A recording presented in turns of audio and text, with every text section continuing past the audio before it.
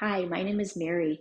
I'm going to show you a couple of really great stretches to do right after your pickleball match. They're going to help improve your flexibility and mobility and also just help you to feel better after a long pickleball match. So come to a position. You can do this right on the court, right after you're done playing. So we're going to squat down, sticking your hips back. So like almost like you're about to sit in a chair, and we're just going to forward fold. You'll bring your chin towards your chest and then just let yourself fold. So you might feel opening in your hamstrings, the back of your legs. You can let your arms dangle, maybe hold on to your elbows.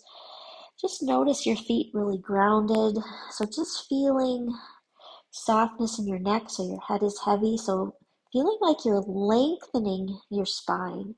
So stay here for about 5 breaths, long, deep breaths. That's usually about 30 seconds. So now bend your knees. We're going to slowly start to rise up. And then once you're up, we'll bring our feet a little bit wider than hip width distance with your toes pointed out. Bring your hands to your chest. We're going to keep our heart open. We're just going to do a couple of tiny squats just to feel out where our hip mobility is. Once you find that, we're going to sink down as low as it feels comfortable.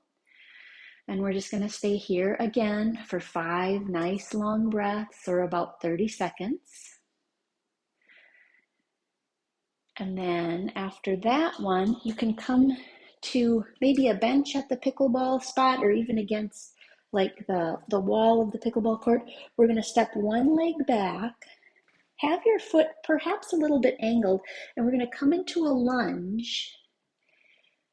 And this is designed to stretch the calf of the back leg. So again, hold that for about 5 nice long breaths.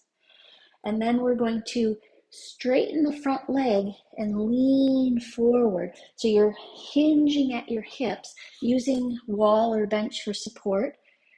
So taking again about 5 nice long breaths. And then we'll do the same thing on the other side. So first stretching that back leg calf, about 5 nice long breaths.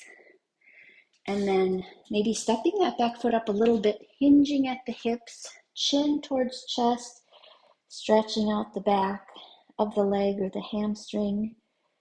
5 nice deep breaths. And then we're going to, if you need to, come to the wall for balance. We're going to cross one leg over.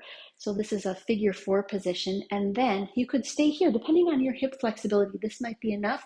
Or you could sink down like you're sitting in a chair. So you would feel this perhaps on the outside of your hip. So again, 5 breaths, and then we'll do the other side. Same thing, maybe staying here, maybe sinking down. If you are sinking down, keep your chest lifted. Nice, even, steady breaths. And then we'll do a few things, just a couple of wrist rolls. Draw one arm across your body. You can support that arm with your opposite hand. So stretching out upper back and shoulder, you might look ahead or over the opposite shoulder. Again, 5 nice long breaths. When you finish that, you're going to bring that same arm up, feet about hip width distance apart. So give yourself a pat on the back and then a lean to the side. And then back to center. And then we'll do the other side. So again, arm in front, gazing out over opposite shoulder, if that feels okay with your neck. And then bringing that arm overhead again, holding each of these stretches for 5 long breaths. And then coming back to center. And for the last one, you can bring your hands either to your hips and draw your shoulder blades back, so opening up the front of your heart.